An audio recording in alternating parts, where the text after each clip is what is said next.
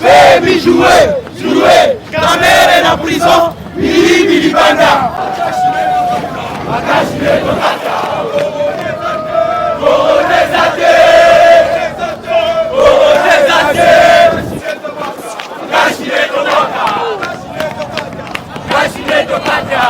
Vekaza innocent. Donc, aux attend le bébé belleté. Dossier naé est vide. C'est-à-dire il est innocent. Va libérer parce que tous en la posa naé. Comme justice, elle a combat peuple qui tient en zéro pour assurer la libération de la Vital Kamerhe parce que là vous s'accompagne de un dossier politique. La question politique va traiter carrément en politique. Wapi misala biso mwana mboka Vital Kamerhe tozo senga kaka kitima na ye yango bomoni biso tozali en direction makala pour ko participer na audience aux ali public.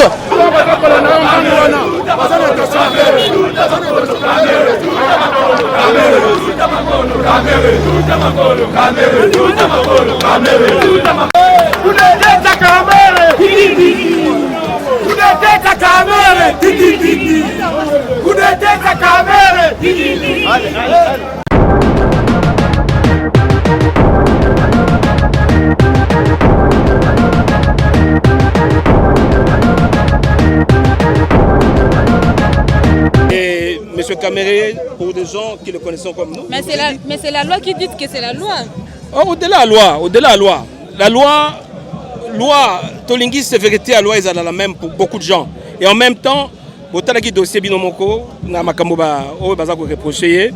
Mon que le dossier est vide. Le dossier est vide. Et Nalobi, besoin personnalité à Kamerhe dans toute sa globalité. Batala, qui est Kamerhe, qui fut Kamerhe. C'est un monsieur qui a donné sa jeunesse pour ce pays. Là maintenant, on est sur l'enseignement, vous partez jusqu'où? C'est quand on reçoit maman pour tout l'accès on a besoin d'attachement, on a besoin pour mais bien bolobi on la réclamation pour la libération de Boboli ba libérer mon mboka Vital Kamerhe. Yo lingité. Non, moi je suis journaliste, moi j'ai pas de parti pris. C'est vous qui êtes dans le parti, c'est pour ça que je vous pose la question. Nous pensons que il faut mon konzi na biso aza moyibité. Mon konzi na biso aza mwana mayele. Kana boloko pamba boyesa ki asa leloko papa na ngai. Otuninga motunda nazo répondre yo. Mokonzi na biso aza moyibi te, mokonzi na biso aza muto mayele, mokonzi na biso asala Assemblée nationale yango kunati. Vous êtes témoin makambo yo mokonzi na biso asala pona mboko yo. Pona paix, babenga pacificateur, pona ko unir même na ba négociation, il a toujours été là. Donc loi ya solo, eza loi ezalaka juste na ba clémence ebele, na kotala ba parti nyoso. Ça le tolingi procès oyo, bazwa dimension ya président na ba aspect nyoso. Ba kotala que non. Esika azakuna ezesika na ete libanda kosunga mboka koleka pasa zakuna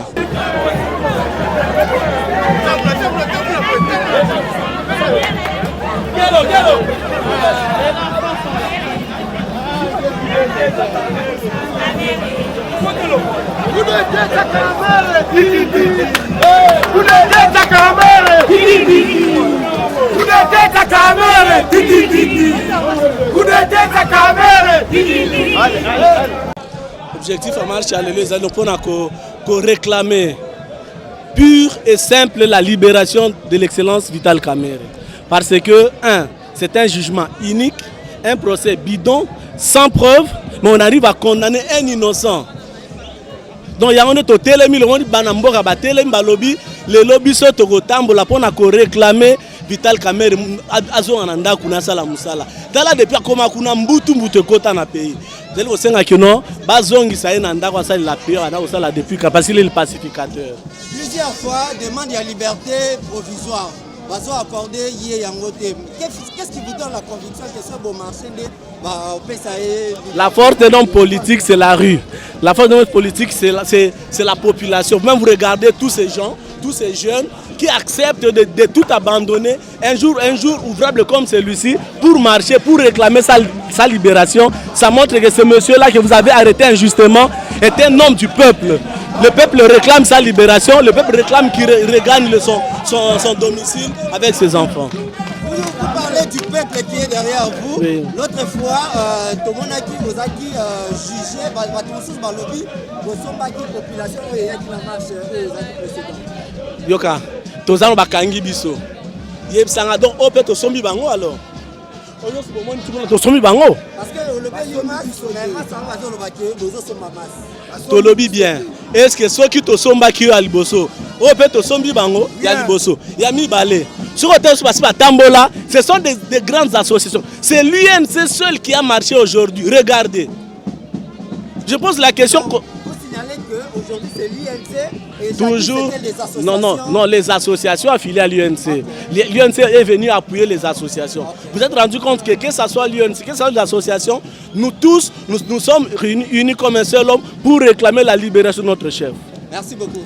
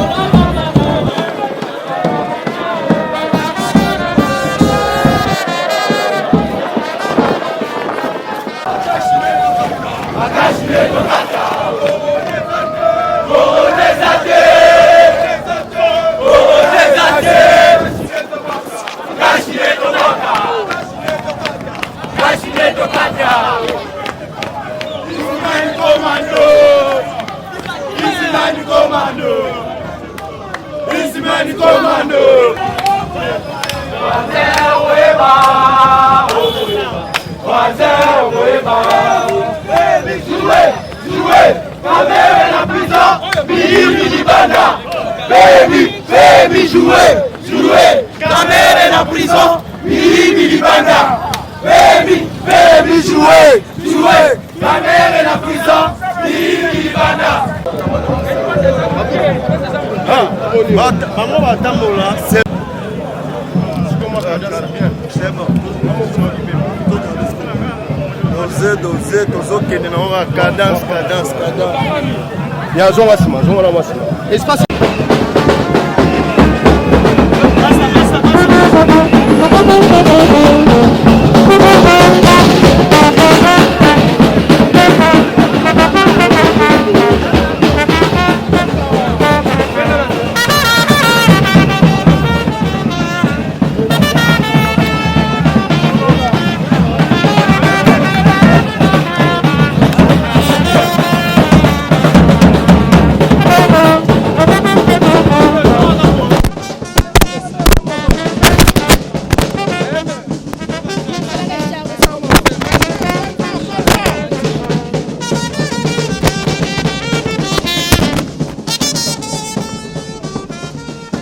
Vekaza innocent.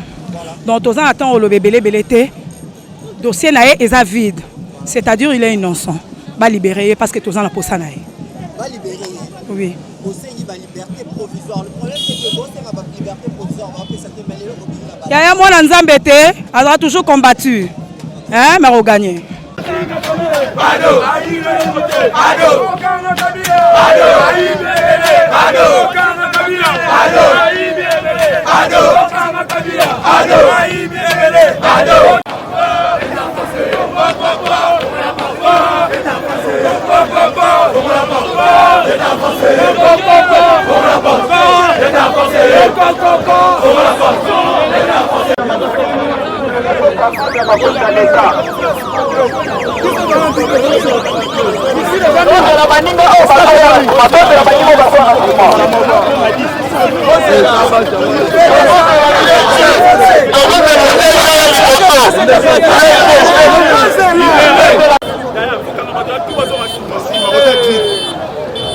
ça dit péter les mains. Tu peux bébé qu'est-ce que bébé limo.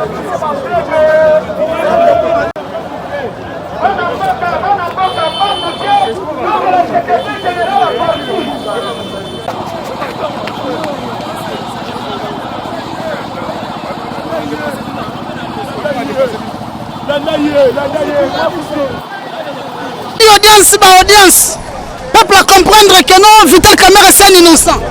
Peuple on a lobby bolo. Comme justice, et là on a combat peuple. Peuple qui tient nzelo pour assurer la libération de Vital Kamerhe parce que là on doit se comprendre que nous avons dossier politique. La question politique va traiter carrément en politique. Wabi misala biso mana mboka Vital Kamerhe tozo senga kaka akitima na ye yango bomoni biso tozali à direction makala pour participer na audience ezali publique.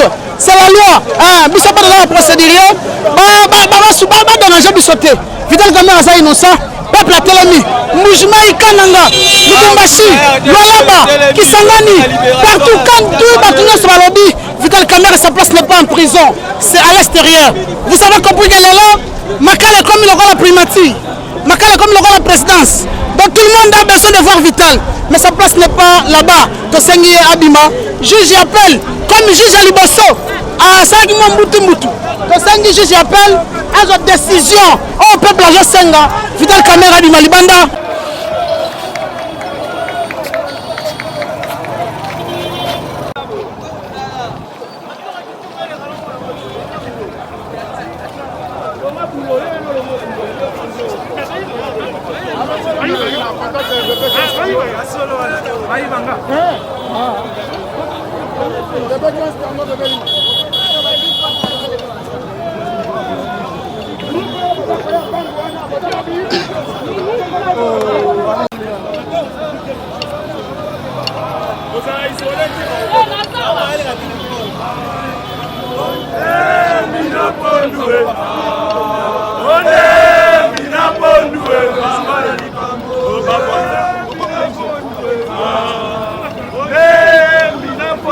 Voilà, comprenez que nous avons déjà un Sayo, précisément, Osman Sayo, Nakasavubu, nous avons marché au Kendekaka. Et ici, maestro, l'homme du terrain, le maître de la fête, avant le terrain. Donc, nous évoluons, nous avons presque Liboso avec la police, nous avons marché, nous avons branché, nous marche. On est bien encadré ici et puis on fait bien notre travail sans matracasse et puis sans gaz et quoi. Donc voilà, restez branchés pour la continuité de la marche. Donc il y a un petit place là au Souka. Donc voilà. Voilà là, Tokoti a Moudi, Sayo, Tokoti au Kasavubu, Tokoti à l'avenue Kasavubu. Donc il y a un groupe devant moi. Il y a un groupe devant moi comme vous le constatez. Il y a un groupe devant moi et puis derrière moi aussi. Donc la masse est derrière moi. La masse est derrière moi, Ndambubaza Liboso. Et puis voilà, nous continuons notre travail. Je pense que nous serons avec eux jusqu'à la fin.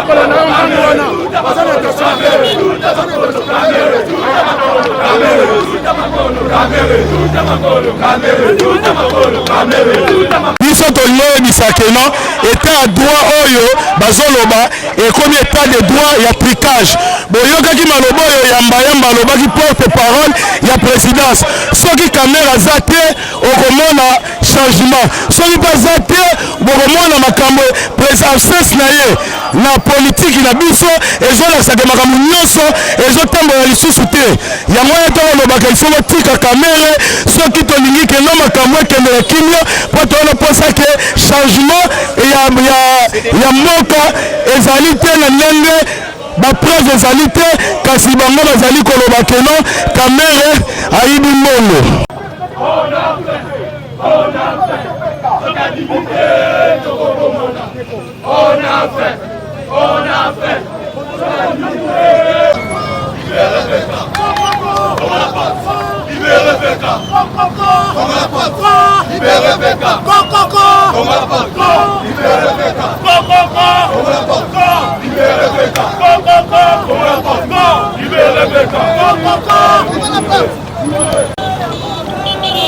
Voilà, je vous signale que maintenant là, Tokomi na rond-point, il y a Bandal.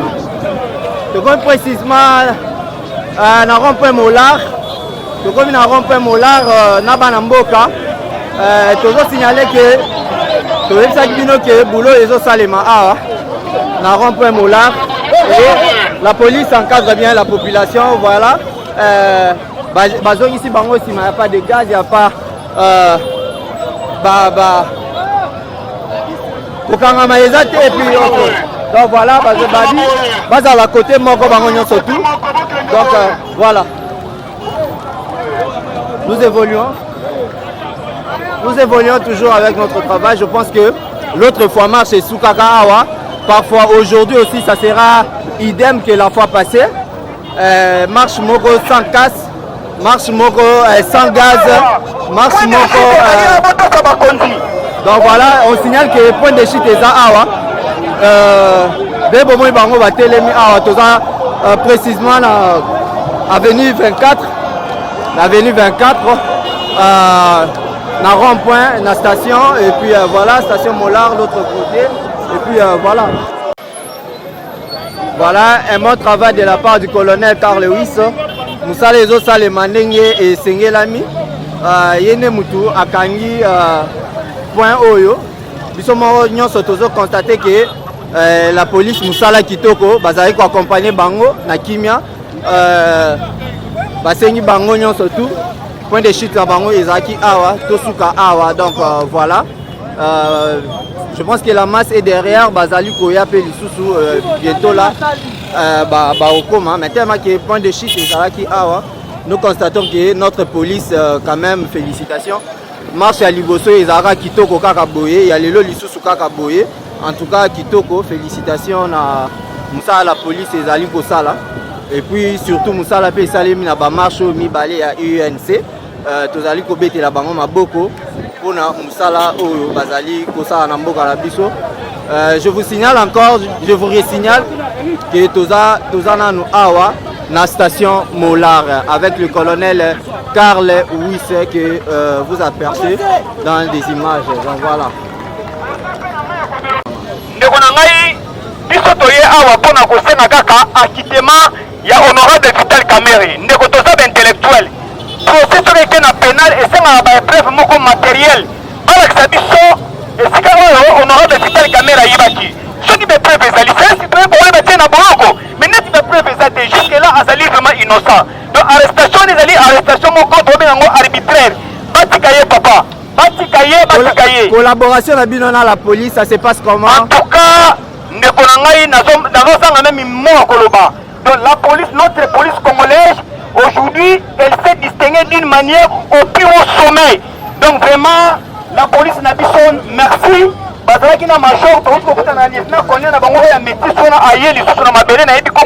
colonel Carl Lewis aussi est là. Colonel Carl Lewis, voilà. Vraiment, merci Mingi pour la preuve de maturité professionnelle. En tout cas, la police est arrêtée. Même les images sur les Ganamboka Papaya, parce que la police a Congo est sur maturité.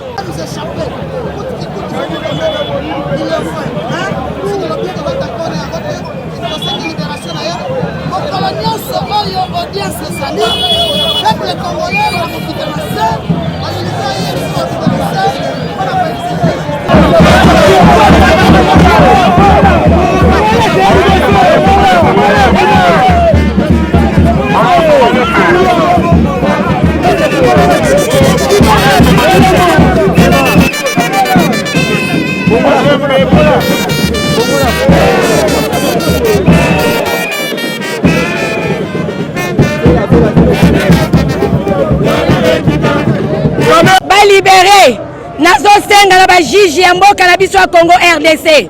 Bozalonnette, Vital Kamerhe aza innocent. jusqu'à présent, tout le monde détourné maté. Tout le monde détourné maté. Tout le numéro 1. Papa Félix Ilombo Tshisekedi. Fungola Misunayo. Fungola Misunayo. Libérez Caméré. Bakati Makolo Nayo président. Libérez Caméré. Talandenge Mboke Kotimbonge. Parle na Kimiate. Congo de César Kimiate. Kinshasa na Congo bazala Kimiate. Olobaki le peuple d'abord. Peuple basenga ki justice à Caméré. Et les Kana médias. Et les Kaki. Bamoni innocent naye. Bamoni ki innocence naye. Libérez Caméré.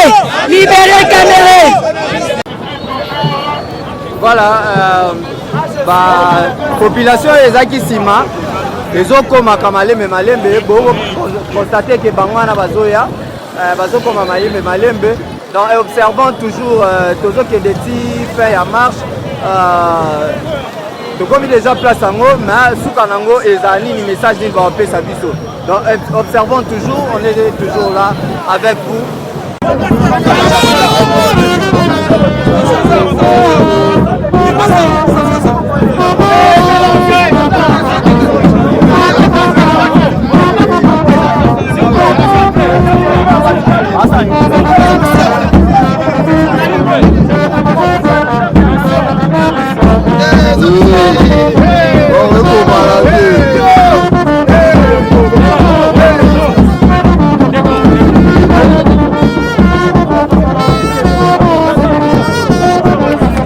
Et quand un peuple réclame ses droits, lui garantis par sa constitution, je crois qu'il n'y a pas de question à poser là-dessus. C'est ça l'état des droits pour lequel nous avons milité pendant plus de 10 années d'opposition. Et donc aujourd'hui, nous sommes d'exercer purement et simplement notre droit constitutionnel de manifester. Aujourd'hui, nous venons d'apprendre le report du procès au niveau de la Cour de cassation. Qu'est-ce que vous pouvez commenter à ce sujet, d'autant plus que la partie civile n'a pas encore été prête?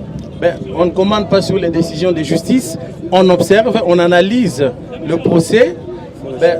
Ça sera dans 2 semaines, nous allons suivre avec la même attention la suite du procès. Nous espérons, avec beaucoup de conviction, qu'au niveau de la cour d'appel, le droit sera dit et l'honorable Vital Kamerhe va regagner sa famille biologique et sa famille politique. Secrétaire général, le fait que les 65% des avocats ayant presté dans ces procès ont été promus dans des procès, cela ne signifie pas que les procès étaient équitables ou ce qu'ils ont fait leur travail convenable. Je ne sais pas vous dire quel est le rapport. J'ai constaté avec tout le monde que c'est un fait assez curieux et donc l'on continue à se poser la question de savoir si ça a un lien avec le procès. Si c'est lié au procès et que cela est prouvé un jour, ce serait très condamnable et très honteux pour la République. Je vous signale que marche ici l'a quitté parce que Bandeko Moussou Bazana en Assima, Bansou Bassi Akomaki, mais Moussou Bazana en Assima, Bazali Koya, donc marche ici l'ina en Bazali Koya, jusque là Bazali Koya, Bazana nous. En tout cas, UNC aujourd'hui, franchement, Bazé Bélé. Parce que il n'y a pas même moyen pour expliquer. Oh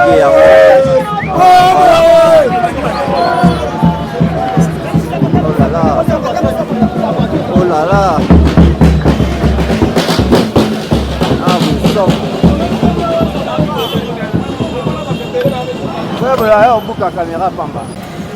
Constatez avec moi aussi que Bazo continue Kaka. Là, nous sommes vers Sayo. Nous avons sur presque à Savouboumé, nous sommes à Sayo, les amis de Jolino Maté.